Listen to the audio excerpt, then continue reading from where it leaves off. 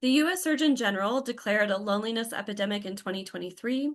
Hi, my name is Kyla Bauer. I spent 5 years in a PhD program trying to understand the underlying causes of loneliness in adults so that we can make more informed decisions about what it means to intervene and help a large portion of the population that's struggling with loneliness. So let's start with what's typically understood. Loneliness is a signal in our bodies that our need for social connection, meaning human relationships, is not being met. It indicates that the quality of our relationships is different than what we need. So even if we are not objectively isolated from other people, we can still feel like we are alone. It is often measured using a validated survey called the UCLA Loneliness Scale. This captures an overall sense of how much an individual feels they are valued and are part of something larger than themselves. Loneliness is a very normal part of human life. It's just that at high and chronic levels, it has a greater impact on mortality risk than smoking 15 cigarettes a day. Chronic loneliness can turn into this vicious cycle with severe depression that over a long time can lead to objective social isolation. So people experiencing chronic loneliness describe it as becoming trapped to the point that it shatters their own sense of self, and there tends to be a lot of shame around it. In population studies done across several countries, younger adult age groups are experiencing serious loneliness at higher levels than older age groups. In the US, though, roughly 20 to 40% of all adults seem to be suffering from it. In 2023, the U.S. Surgeon General declared a loneliness epidemic and outlined a national strategy to improve social connection in our communities. However, this strategy acknowledges that there are no interventions that are known to be effective. So therapy has been found to have a significant impact, but not large enough to eliminate severe chronic loneliness. And there has also been difficulty in evaluating community interventions because these are usually unique programs for pretty small groups of people, which is totally fine, but maybe not enough for an epidemic. So the biggest challenge to my research was this new idea that social connection is now a human basic need in the same way that we think of food or water. But there's no existing information in public health to explain, well, what do we mean by that and how does this change our interventions? So I did what's called an interdisciplinary literature review to find out, hey, what do oxygen, water, food, and shelter have in common with social connection that makes them our most critical needs for survival? This is the detailed version of what I found, but I'm going to talk through a much simpler version. So we can think of water as both the ocean and a glass of water. Social connection can also be understood in these different ways. So social connection as an ocean is everything contained within human society. Violence in relationships, war, abuse, crime, safety, justice, labor, how we divide our labor, what we trade in relationships, how we socially organize, and how we live together. All of it, the whole thing is social connection. Social connection for you as an individual is a glass of water, and every glass of water that you have drank in your entire lifetime. Is that water safe? Is there enough of it? What else is in that water that helps you to be healthy? Social connection is about the overall safety, the amount, and the quality of interactions that you have had with other people across your entire life. When evolutionary biologists talk about our dependence on social connection to survive as human beings, they are not only talking about our family and friends. They're talking about our dependence on the societies in which we live that is critical to our survival as a social species. A society is made up of cooperative and interdependent interactions among groups of people who live together. It can be defined by geographical boundaries or communication boundaries.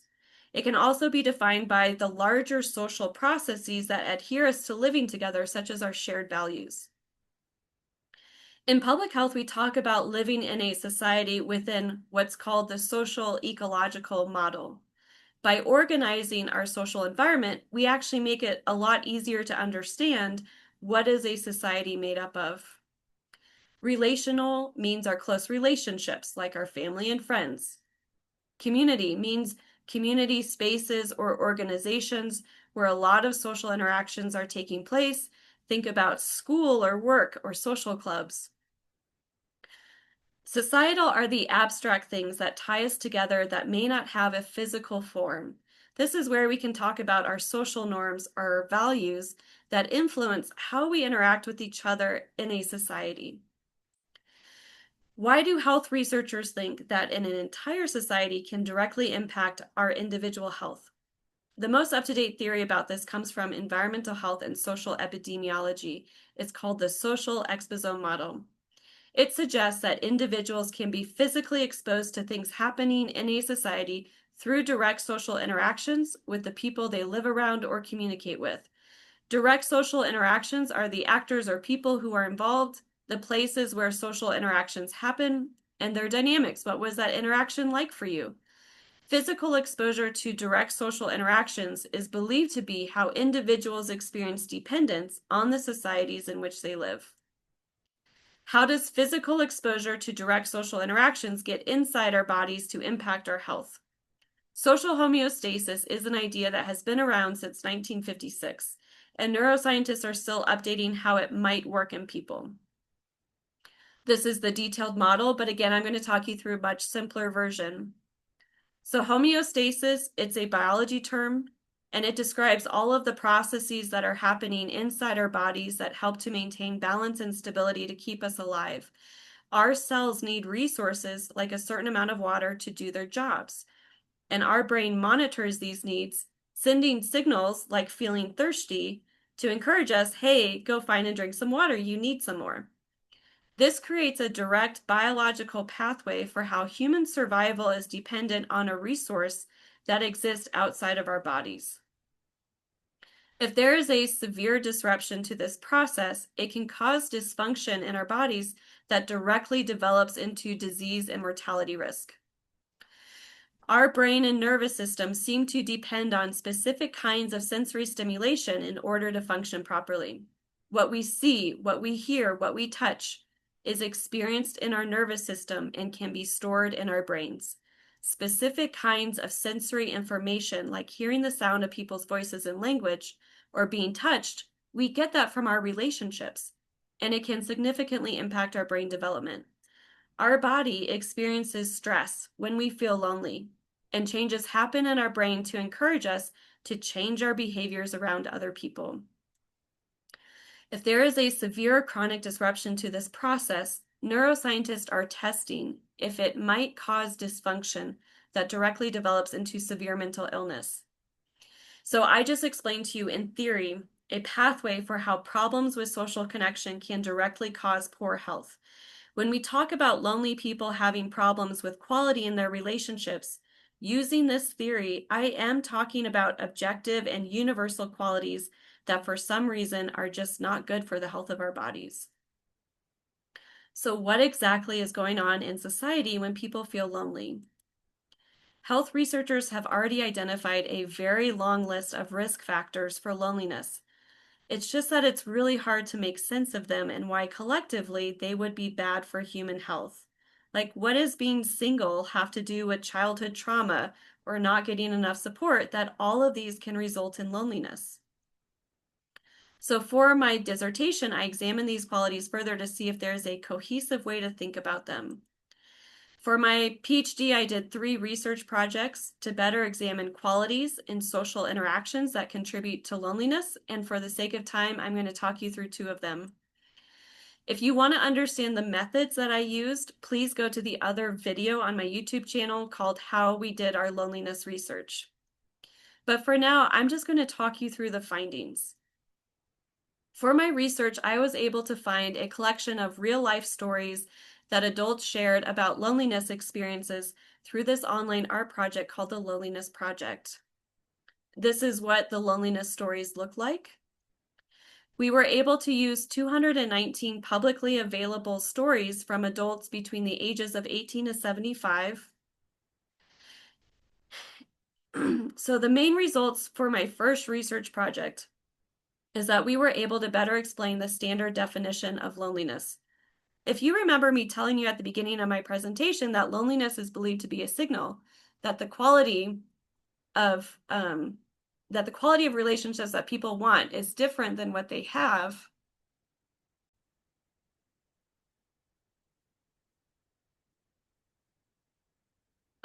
For my first research project, this is the specific discrepancy we found in our study sample.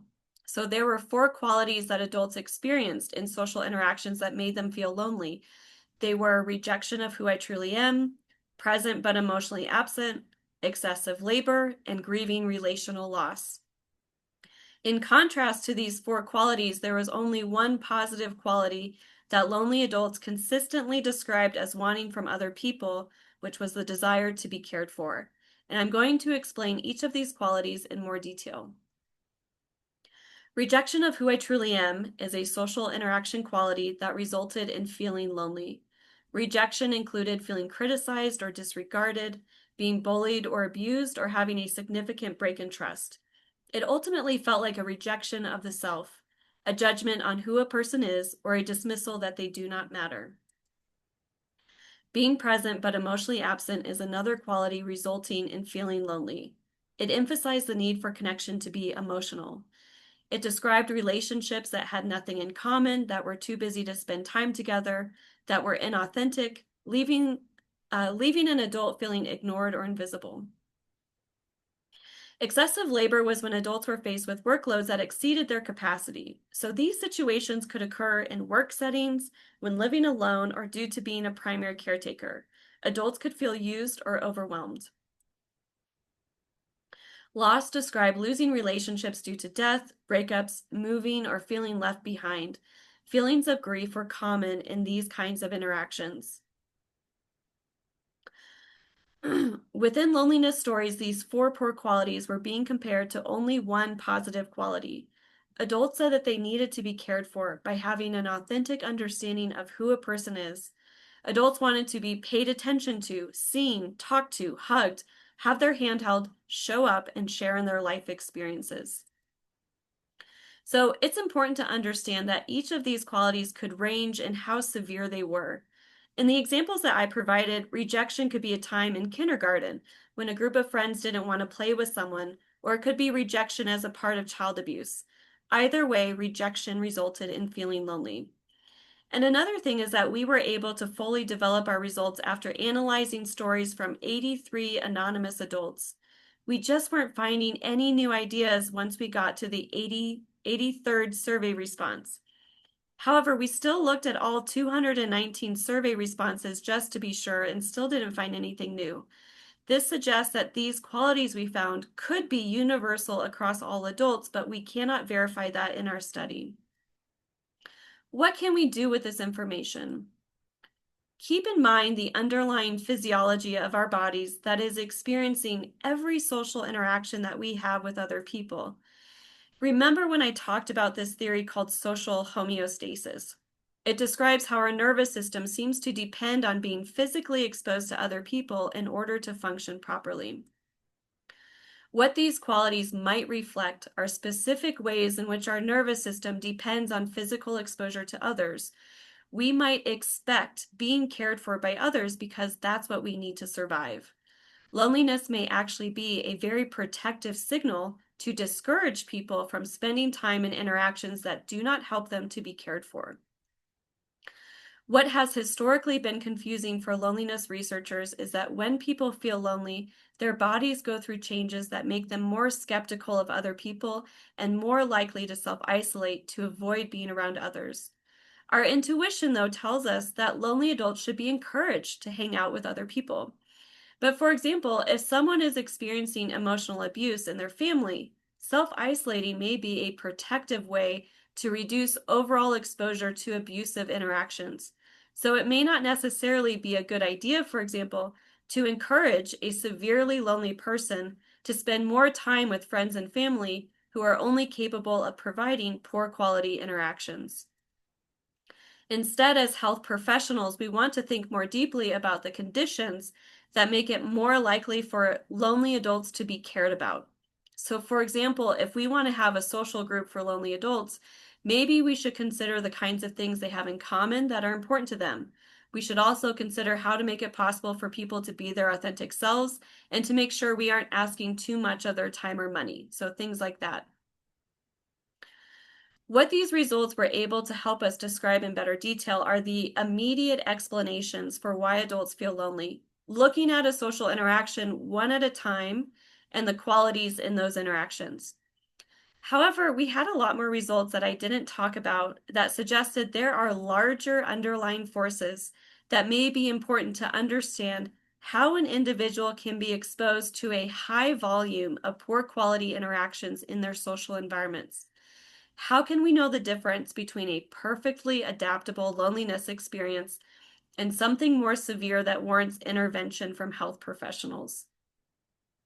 So we returned to the 219 survey responses that were collected from the Loneliness Project and used different methods that helped us have a holistic understanding of an adult's entire social environment when they were feeling lonely. We could take these specific qualities into consideration, but instead of examining them for every social interaction, we could examine patterns in what was happening across an entire society that adults described when they were feeling lonely. What we found is that poor qualities in social interactions could accumulate across each level of society and over time, to the point that a single individual could completely fracture off from an entire society by themselves. In public health, we already know about this process and call it marginalization. Marginalization is something that has been studied in health research for about 50 years. However, in our results, the social exclusion of an individual could be intentional or unintentional, and it could be a mutual experience of excluding each other. In addition, we found 5 specific ways that an individual could become excluded from society. One or more of these 5 ways could happen simultaneously to the same individual. So, for example, someone could increasingly become physically isolated, be mistreated, and have excessive labor responsibilities. In public health, we call this phenomenon intersectionality. So, intersectionality is when someone has multiple ways of being marginalized that can increase the amount of stressful life experiences that they have.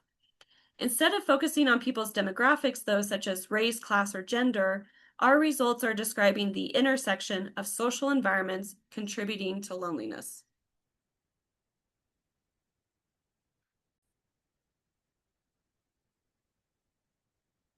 I am now going to talk you through these 5 specific pathways to marginalization of lonely adults in our study sample.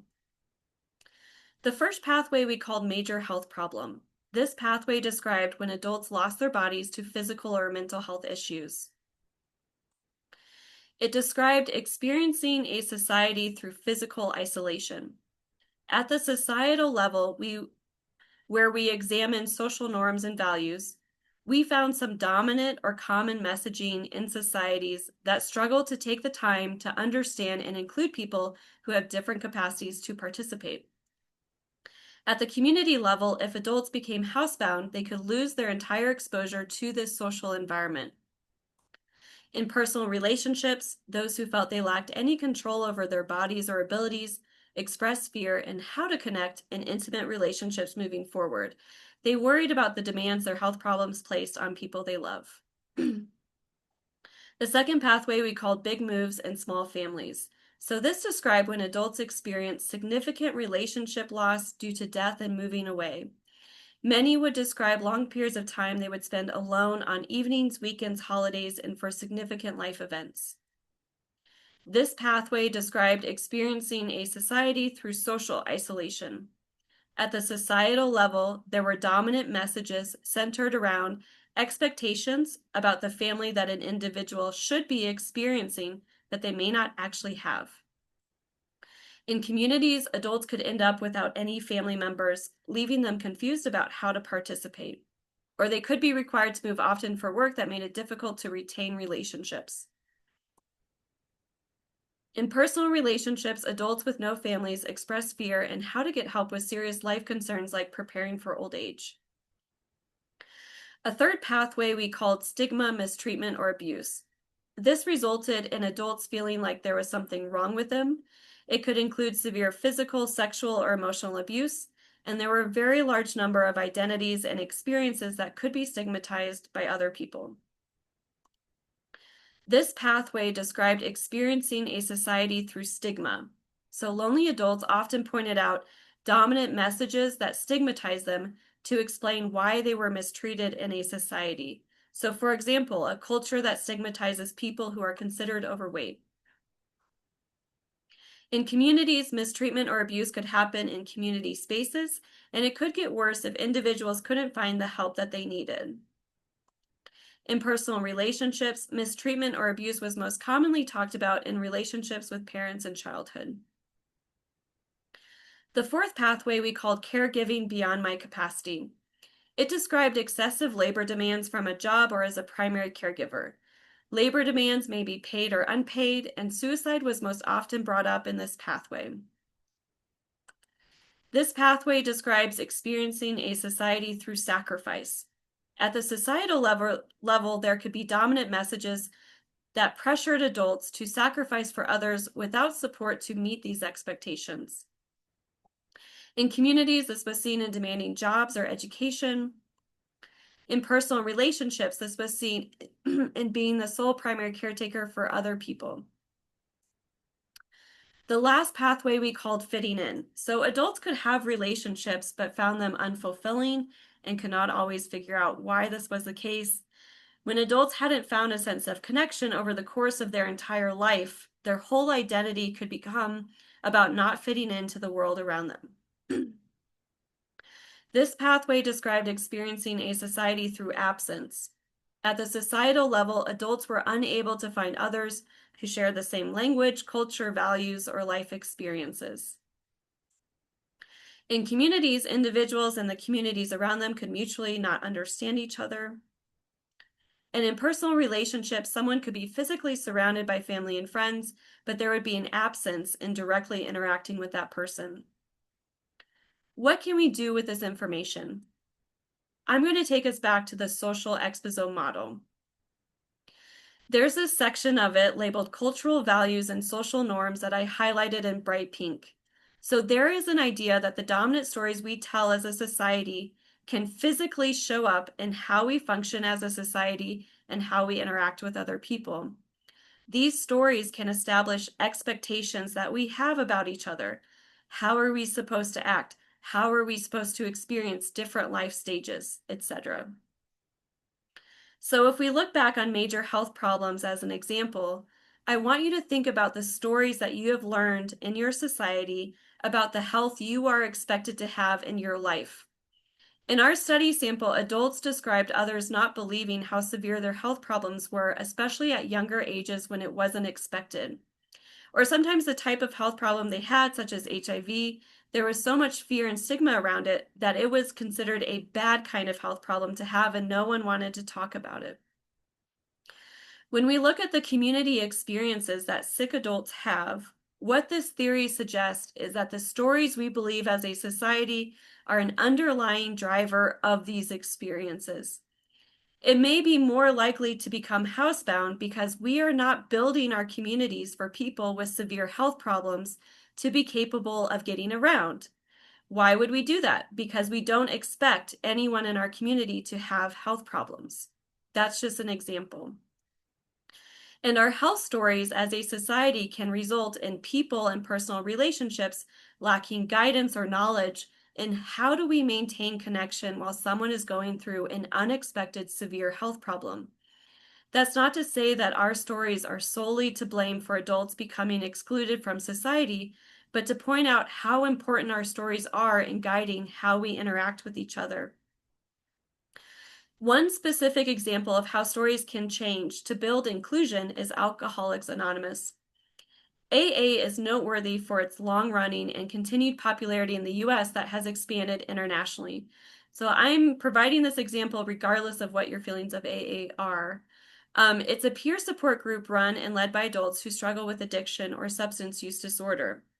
What can happen in support groups like these is that when adults share their stories with others who have similar life experiences, they can take charge of stories that are being told about them to better reflect their actual experiences. Alcoholics Anonymous is an example of the power of storytelling in a larger community to shift how we might view a health problem in a society so that we can better support the adults and their families who are struggling through it. So before I wrap up, there are some important limitations about the information I provided. Just to be clear, the research results I talked about can only be verified for the people who participated in our study from this Loneliness Project website. Their stories were selected by an artist to be publicly available, so they may not reflect the general population if I just took a random sample of people. However, we did couch these stories within theory about social connection as a human basic need so that our results can potentially be universal for any human adult. It's important to understand that. So this will need to be examined further in future research before we can guarantee that this information applies to a broad section of the population. I am continuing to do research and publish to build on this information. I created this YouTube channel where I'm posting videos about the research and about public health. So if you are interested in learning more, this is a great place to go. Thank you so much for listening.